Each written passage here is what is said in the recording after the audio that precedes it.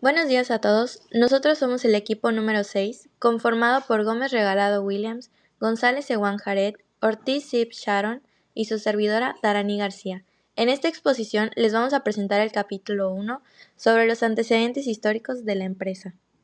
Para comenzar, hay que saber que la evolución de las empresas ha cambiado según las necesidades económicas y sociales de la humanidad. Cada etapa en la historia de la sociedad ha influido en la forma que las empresas se estructuran y operan, buscando siempre un progreso más adecuado a su tiempo. Tanto las transformaciones económicas, sociales y tecnológicas, como las revoluciones o las guerras, han tenido un impacto directo en las empresas.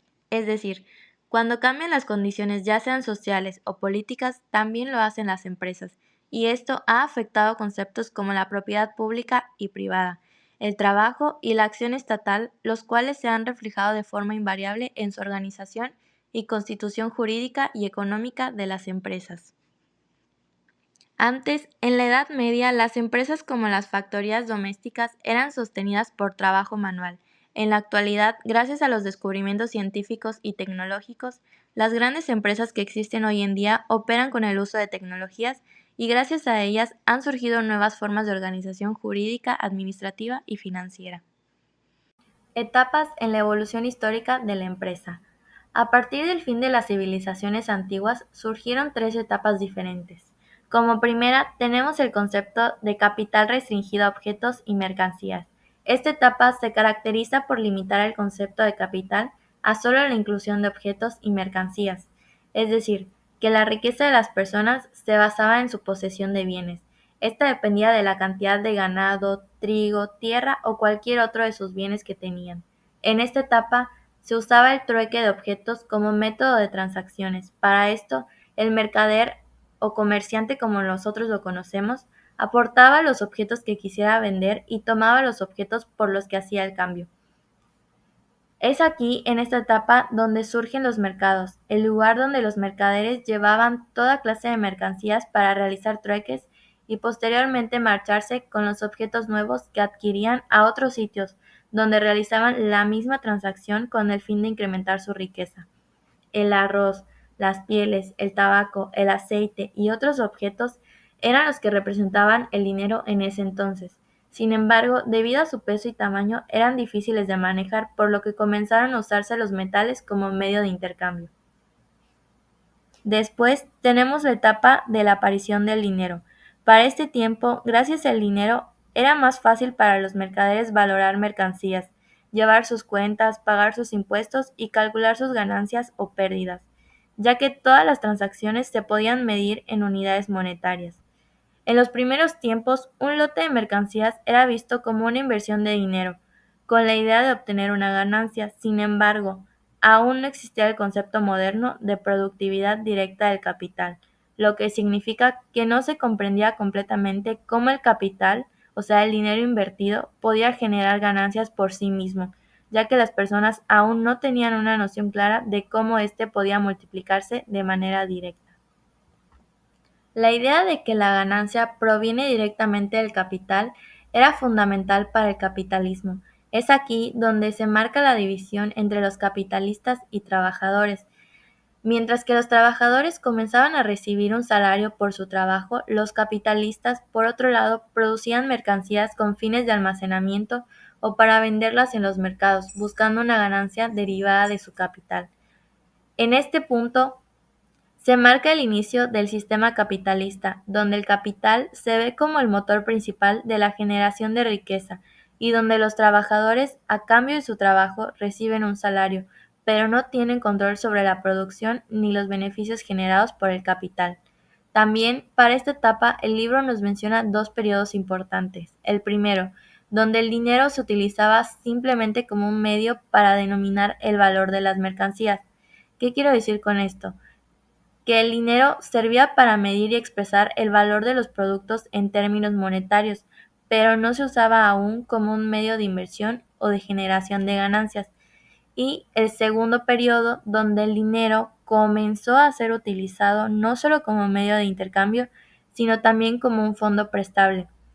Es decir, que las personas podían utilizar el dinero para prestarlo y generar intereses, lo cual abrió el camino a nuevas formas de generar ganancias a partir del mismo dinero, sin necesidad de producir mercancías físicamente. Y por último, tenemos la etapa de la aparición de los valores fiduciarios. En esta surgieron las instituciones financieras destinadas al manejo del dinero, como los bancos y casas de bolsa. También surgió el concepto de valores, lo cual significa títulos representativos de dinero, cuya evolución ha llegado al punto de representar valores potenciales, dando lugar a la época del crédito. Antes, cuando el dinero no tenía la forma de valores, los empresarios que no tenían capital suficiente solo podían adquirirlo por medio de operaciones personales con alguien que sí tuviese efectivo para prestárselos. A partir de la creación de empresas modernas es que el dinero adquiere forma elástica, pudiendo así satisfacer las necesidades de los empresarios, ayudándolos a participar en empresas más grandes, por medio de la compra de valores y obteniendo así la posibilidad de obtener ganancias sin necesidad de tener un trabajo personal. ¿Cómo surgió el concepto de empresa? La idea de la empresa, tal como la entendemos hoy en día, tiene su raíz en el concepto de persona jurídica colectiva. Este concepto es una figura legal que permite que un grupo de personas o una organización actúe como un sujeto de derechos y obligaciones, similar a como una persona individual tiene estos derechos. En la ley romana, una persona jurídica era un sujeto independiente distinto de las personas que formaban parte de ella. Esta persona jurídica podía poseer propiedades y contraer deudas, lo que le otorgaba derechos y responsabilidades propias separadas de las de los individuos que la componían. Posteriormente, esta misma ley fue avanzando hasta definir claramente el concepto de persona colectiva. Este concepto permitió separar a la organización colectiva de sus miembros individuales y darle una identidad legal propia, lo cual le permitió actuar, poseer bienes y contraer obligaciones de manera independiente, lo que es una característica fundamental de las empresas modernas. En la Roma antigua existían sociedades y corporaciones que operaban sin muchas restricciones. Sin embargo, la ley romana, promulgada 64 años antes de nuestra era, disolvió algunas de estas corporaciones. Con el tiempo, bajo el liderazgo de Julio César, estas sociedades fueron reactivadas y reguladas, estableciendo reglas claras sobre sus objetivos y los contratos que las fundaban, los cuales debían ser aprobados por las autoridades públicas. Otro evento importante del origen del concepto de empresa fue la caída de Roma. Después de esta, las sociedades no avanzaron mucho y fueron reemplazadas por uniones de trabajadores durante la Edad Media. En la época moderna, las corporaciones nuevamente surgieron y empezaron en Inglaterra con empresas como la East India y la Hudson Bay en Estados Unidos. También se formaron corporaciones en diversos sectores desde el siglo XVII, destacando el National Bank en 1795. En 1871, en Carolina del Norte fue el primer estado en aprobar leyes que permitieran la creación de sociedades, estableciendo así un marco legal para las empresas. Estas leyes mercantiles se globalizaron y siguen siendo la base para la creación de empresas hoy en día. México bajo el poder de los colonizadores. Durante la época colonial, la economía de América Latina, incluyendo México, estaba completamente controlada por España. Los colonizadores veían estas tierras como una fuente de riqueza, principalmente para extraer metales preciosos como el oro y la plata, y productos agrícolas. España impedía que las colonias desarrollaran su propia industria para garantizar que los productos manufacturados fueran adquiridos exclusivamente de ellos, asegurando así su control absoluto sobre el comercio. Para lograrlo, implementaron políticas que prohibían el comercio con otros países y limitaban las actividades económicas de las colonias. Además, decidían qué se podía cultivar y producir en cada región. Pero eso no era todo. A esto se sumaba una política fiscal injusta. Las colonias tenían que pagar un montón de impuestos abusivos. Por ejemplo, el diezmo obligaba a las personas a dar el 10% de sus ingresos a la iglesia. La alcabala era un impuesto del 4% sobre todo lo que se vendía. El quinto del rey se llevaba una parte de la plata que se producía, y el tributo era un pago anual que todos los habitantes debían hacer, llegando en algunos lugares al 8% de sus ingresos. También había impuestos sobre las mercancías que entraban y salían de los puertos, como el almojarifazgo, que cobraba un 5% al entrar y un 2% al salir. Incluso se cobraba por tener títulos universitarios o nobiliarios, lo que se llamaba la media annata. Todo esto hacía que los productos fueran más caros y que fuera casi imposible que la gente pudiera emprender o crear pequeñas empresas. Pero no solo era cuestión de dinero. Los colonizadores también crearon sistemas de explotación que oprimían a la población, especialmente a los indígenas. Por ejemplo, el repartimiento les quitaba sus tierras para dárselas a los colonos españoles. La encomienda repartía a los indígenas entre los terratenientes, supuestamente para educarlos y evangelizarlos, pero en realidad era una forma de esclavitud disfrazada. La mita obligaba a los indígenas a trabajar forzadamente en obras públicas, sorteándolos como si fueran mercancía. Los obrajes eran talleres donde se explotaba a la gente en la producción de textiles, y por supuesto, estaba la esclavitud, que aunque fue abolida oficialmente hasta finales del siglo XIX, dejó una huella profunda en la sociedad.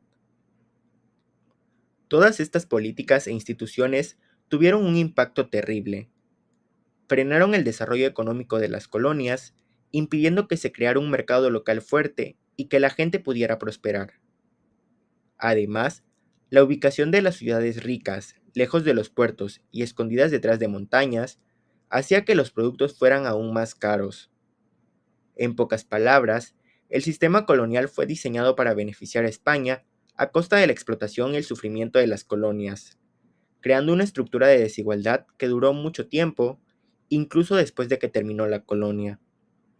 Desarrollo económico de México después de la Guerra de Independencia. Después de la independencia, México no tuvo un gran cambio en términos de economía y desigualdad. Aunque el país ya no dependía de España, los problemas internos siguieron prácticamente igual. Los terratenientes, que ya tenían mucho poder, lo aumentaron aún más porque se repartieron tierras entre los militares que habían luchado en la guerra. Mientras tanto, la mayoría de la población, sobre todo campesinos, obreros e indígenas, seguía siendo explotada a través de sistemas como el peonaje, donde trabajaban para pagar deudas, y las casas de raya, que eran tiendas de la empresa donde prácticamente los obligaban a comprar todo. Por otro lado, algo que sí cambió fue la relación con el comercio internacional. Se quitaron algunas restricciones y México empezó a firmar acuerdos con países como Inglaterra, Francia, Holanda y Estados Unidos. Esto trajo más comercio a los puertos, pero también significó que entrara mucho capital extranjero. Por ejemplo, los ingleses se apoderaron de las minas más ricas y explotaron los recursos naturales del país. Esto afectó a la economía mexicana porque no podía competir con los productos más baratos y de mejor calidad que venían del extranjero. Para intentar mejorar la situación, en 1831 se creó el Banco de Crédito, que buscaba impulsar a la industria nacional. Hubo algunos avances, como la construcción de fábricas de tela de algodón, pero en general, México no logró industrializarse al mismo ritmo que otros países. La economía seguía dependiendo de la minería de metales preciosos y la producción textil, pero de forma muy limitada en comparación con Europa o Estados Unidos. Así fue como, después de la independencia, el desarrollo económico de México avanzó de manera lenta y desigual. Aunque hubo intentos por mejorar, la explotación interna, la dependencia del capital extranjero y la falta de competitividad industrial marcaron esta etapa del país. Buenos días.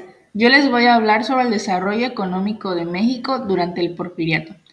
Como bien nos menciona el libro, a finales del siglo XIX y principios del XX, México era un país agrario típico de América Latina, con una agricultura orientada a la exportación, pero con poca tecnología y casi sin sistemas de irrigación, que es la lluvia artificial en los cultivos. El desarrollo económico en esta época se determinó por dos tipos.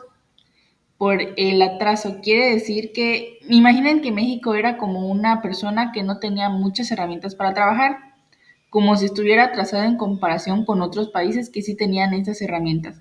Eso es lo que significa atraso interno, que es uno de los puntos de desarrollo económico. Pero al mismo tiempo, personas de otros países extranjeros venían a México y traían dinero para invertir en cosas como fábricas, minas y otras áreas importantes. A esto se le conoce como penetración del capital extranjero. Así que, aunque México no tenía todo lo que necesitaba para crecer por sí mismo, otras personas venían a ayudar, pero también influían mucho en la industrialización en México. Como primer tema tenemos desarrollo con inflación de 1935 a 1956. Durante la década de los 30, México comenzó a crecer económicamente a través de la industrialización, enfocándose en producir lo que antes importaba. Esto permitió que la producción de bienes nacionales aumentara, protegiendo el mercado interno. A partir de los 40, el gobierno brindó apoyo a los productores mexicanos con medidas como barreras arancelarias, permisos de importación, incentivos fiscales y subsidios. La industria se convirtió en el centro del crecimiento económico y la clave para desarrollar el país. Como segundo tema tenemos el desarrollo estabilizador de 1957 a 1970. El desarrollo estabilizador fue un periodo en los años 50 en el que la economía de México creció de manera constante y los precios se mantuvieron estables, lo que ayudó a que las personas pudieran comprar más cosas sin preocuparse tanto por el aumento de precios. Aunque la economía crecía, México seguía necesitando muchas importaciones, pero no exportaba suficiente para pagar por ellas. Por eso el país empezó a pedir prestado dinero a otros países para cubrir esa diferencia. En ese tiempo se sugirió que México debería vender más productos a otros países y reducir las importaciones que no ayudaban a su desarrollo.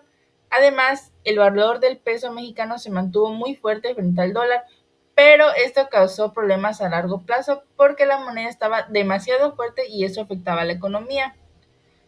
Un desafío importante era el crecimiento de la población. Para 1954, solo un 20% más o menos de la gente estaba trabajando, mientras que alrededor del 60% era menor de edad o no podía trabajar. Esto significaba que solo un pequeño grupo de personas debía generar los bienes y servicios que necesitaba todo el país. Como siguientes temas tenemos el auge petrolero y la crisis de deuda y la estabilización, ajustes y cambios estructurales. Iniciemos con un ejemplo. Imaginen que alguien tiene una tienda y empieza a pedir prestado dinero para comprar más cosas, pensando que va a ganar mucho más dinero, pero pronto se da cuenta de que debe más dinero del que puede pagar. Es ahí donde tiene que vender alguna de sus cosas y pedir ayuda a otras personas para salir del problema, aunque eso no soluciona todo de inmediato. En México se vivió un auge del petróleo, lo que permitió que el gobierno gastara más dinero. Sin embargo, al extender demasiado el modelo económico, comenzaron a aparecer problemas y el país recurrió a préstamos internacionales para financiar la extracción del petróleo.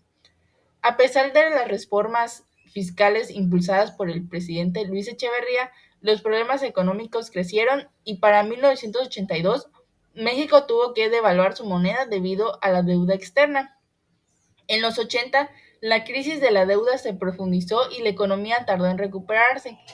Para resolver la crisis, el gobierno implementó programas de ajuste con la ayuda del Fondo Monetario Internacional, que incluyeron la privatización de las empresas, control de los precios y apertura del comercio extranjero. Eso nos lleva al último punto, que es programa de estabilización y crisis financieras. En 1987, México estaba en peligro de una gran inflación, así que se creó el Pacto de Solidaridad para controlar los precios.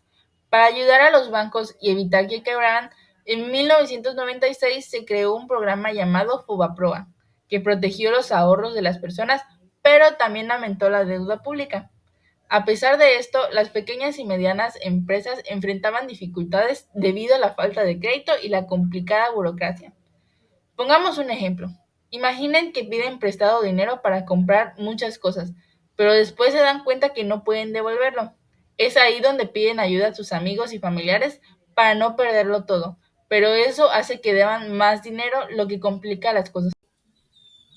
La revaloración de las pequeñas y medianas empresas es un proceso que implica reconocer su importancia dentro del tejido económico y social, promoviendo estrategias para fortalecer su competitividad, sostenibilidad e innovación. Este enfoque ha cobrado relevancia en un contexto global marcado por la digitalización, la crisis económica y los cambios en los patrones de consumo. Importancia de las pymes es que desempeñan un papel fundamental en la economía, ya que representan la mayor parte de las empresas en la mayoría de los países, fomentan la innovación y el emprendimiento. Algunos factores claves en su revaloración es que para fortalecer y revalorizar a las pymes es necesario considerar varios aspectos como acceso a financiamiento, mejora de esquemas de crédito y financiamiento accesible, la creación de fondos de inversión y apoyo gubernamental, la capacitación y gestión de conocimiento, programas de formación en administración e innovación y liderazgo, y sostenibilidad y responsabilidad social, integración de prácticas sostenibles y responsabilidad social corporativa. Algunos desafíos en la revaloración de las pymes es que a pesar de los beneficios, las pymes enfrentan desafíos como la falta de acceso a financiamiento y capital de inversión, problemas regulatorios y burocráticos, vulnerabilidad ante crisis económicas y sanitarias. Ahora, en conclusión, la revaloración de las pymes es fundamental para el desarrollo económico y social. Es necesario que los gobiernos, las instituciones financieras y la sociedad en general reconozcan su impacto y promuevan políticas y estrategias que faciliten su crecimiento y sostenibilidad en un entorno cada vez más globalizado y digitalizado. El estudio del proceso de industrialización de México requiere un análisis multidimensional que abarque aspectos históricos, económicos, políticos y sociales. Eh, Algunos puntos claves para su estudio es el antecedente histórico y etapa de industrialización. En la época colonial, la producción artesanal y la manufacturera es limitada.